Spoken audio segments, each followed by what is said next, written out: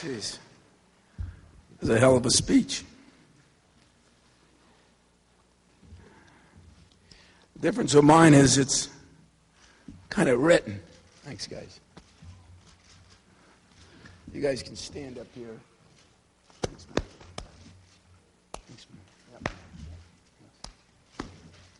Thanks. Thanks, man. Thanks. Thanks. Thanks, Clark. Okay. What's up, boys? Well, some of the old guys, huh? Right. Old has-beens. Wow. The management's even here. Yes, sir. The hell, you think I'm buying pizzas after this or what? Well, between President Simon and Mark, I think they said it all. I heard the first day I was talked about in this job, I heard somebody on one of the local radio stations say, why would he leave now? He's just got what he's always wanted. A football coach and his AD and himself all on the same page, all together, all pointing in the same direction. Little did I know 9 days later that would be one of many things that played a big part in my decision. I had two great friends that Steve Wickens and Jim Appolito that spent a lot of nights with me talking about things, and I started feeling like I wanted to be a Coach K or a Jim Boeheim or a Bo Schembechler or Paterno, I should say, and Bowden and Smith, and now Osborne, who's in our league. Guys that kind of withstood the test of time, guys who were tempted by different things but decided that their heart was where it is. And it was a once-in-a-lifetime decision for me, and it was at a point in time in my life when I looked at it and said, how many more offers do you get? How many more opportunities do you get? And I know a lot of people would say, well, why would you want to leave? And I didn't. I didn't want to leave. But I think both President Simon and Mark Hollis said it best. When you have a decision like that, I talked to my wife. I was going to talk to my daughter. She was in finals, so I thought that was a bad idea. And I'll admit, if you want to be mad at somebody, Stephen thought playing one-on-one with LeBron James would be a good time every day. So be mad at him. But for me, I decided that this decision would put me here for life or not. If I left, of course, I'd leave, and if not, I'm not going through any of this anymore. And we've all alluded to the problems. Everybody's got a job to do, and I understand that. But as some of your own people said, the Wild Wild West, it was way wackier than the Wild Wild West. And so I knew at the beginning that whatever decision I made, it was a decision for life for Loopy and I and Stephen and Raquel. And so what helped me? An amazing couple of things helped me. I said all along, what's the best part of the job? I get asked that, what keeps you here? I always say the guys that come back. And here's Travis, and I guess Isaiah's a has-been now since he graduated, but here's two guys that came back tonight. But the number of former players that called me immediately when it, broke that there was an opportunity was unbelievable, from NBA coaches to partial owners in the NBA that are Michigan State guys, to every player that I think ever played in the NBA from Michigan State, called me and gave me their input. And the input was always, Coach, you got to take a look. You got to take a look. You can't feel guilty. When I got on the plane last Thursday, I was driving there, and Magic called. I talked to Steve Smith and Scott Skiles a lot that morning, and Magic called, and he said, Tom, you sound like you feel guilty. I said, well, it's been a little different around here. And, I know what players go through. I've watched some players turn down opportunities to leave early. I said, I do feel a little guilty. He said, let me tell you what you should do, Tom.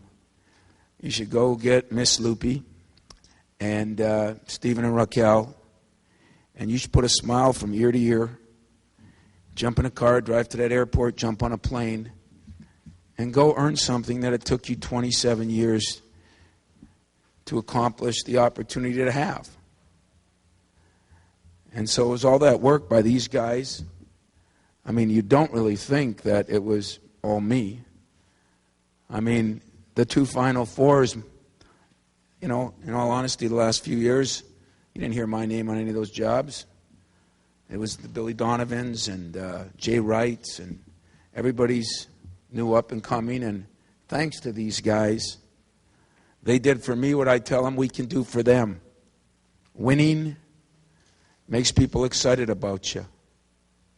So the opportunity Michigan State gave me, the fact that these players helped us win a lot of games, get the Final Fours, gave me an opportunity that, there's financial things, there's the dream of coaching in the NBA, if there is a dream. There's the opportunity to maybe coach one of the greatest players that will ever play the game, and yet ironically, I'm at a school that already has the greatest player that ever played the game in Magic, and so I felt honored. I went down there, and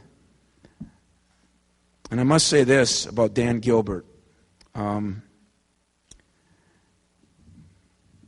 of the classiest guys I've ever met, and everybody has a different opinion of people. The problem is when you're in your home state, you always got different opinions of the people in that state.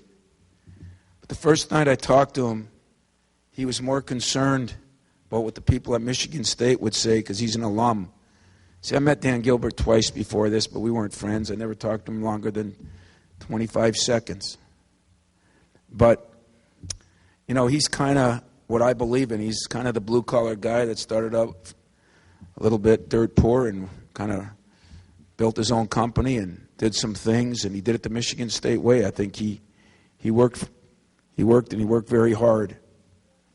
And he, too, was going through a difficult time, losing his general manager and potentially his star player. But the class he showed me and what he did makes me proud, not because of him as the man, but him as the Michigan State Spartan. I appreciate all the support I got from the community, and it was embarrassing. I got to tell you, it was. But it was greatly appreciated. I appreciated all the emails and the letters. I said all along that I want to try to build the best program in America. Best program in America is built in many different aspects. Having the greatest academic reputation, have the greatest facilities, have the greatest teams with consistency, social life, role models, community service people, players that do a lot of different things that have an impact. If there's one thing that most of my guys told me as I talked to different guys, it was, are you sure you can have the same impact? And you know what I figured out? I could. I was always talked in that I couldn't. I could. I don't believe any of the nonsense that people say, because everybody's about winning. Everybody's about being successful. If you're 10 years old, 20 years old, 30 years old, or 40 years old, or 50 years old, everybody wants to be successful. A lot of people need direction on how to get there. A lot of people need somebody to push them to get there. Not everybody's self-motivated.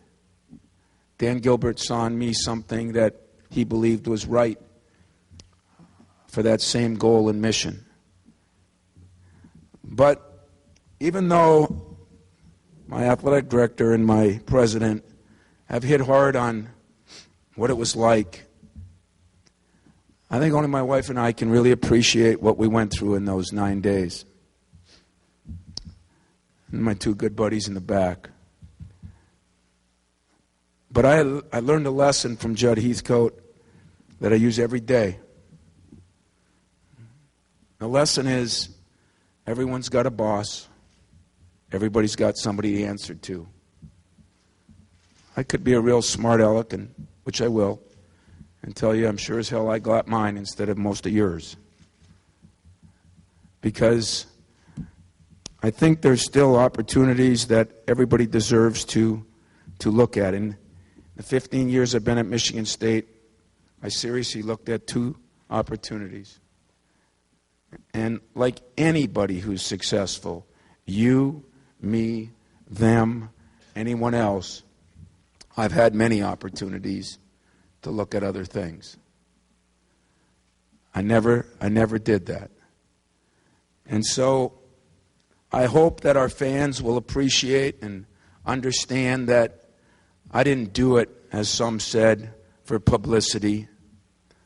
And I don't think I'd ever hold it against them.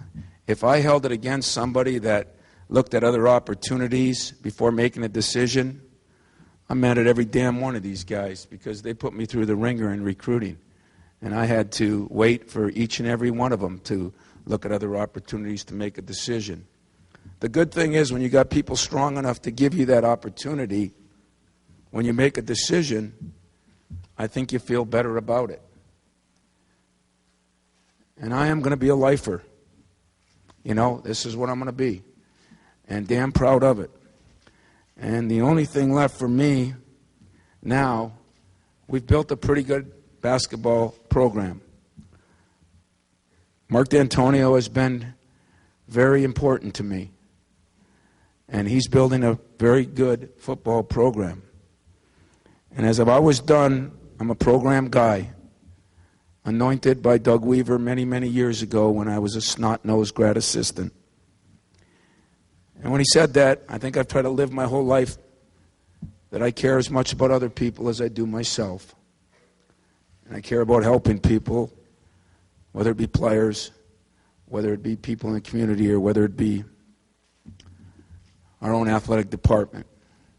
So the mission that Hollis has decided is to make Michigan State Athletic Department one of the best in the country. And we know that there are flagship programs in every athletic department. And football and basketball and women's basketball, volleyball, hockey are kind of the flagship programs. They're the ones that make money and do things that give us the exposure, get us on TV, a lot of positive things with athletics. And so my goal is to help make this now the best athletic department in the country. And thank God I've got some good friends that are going to help me do that.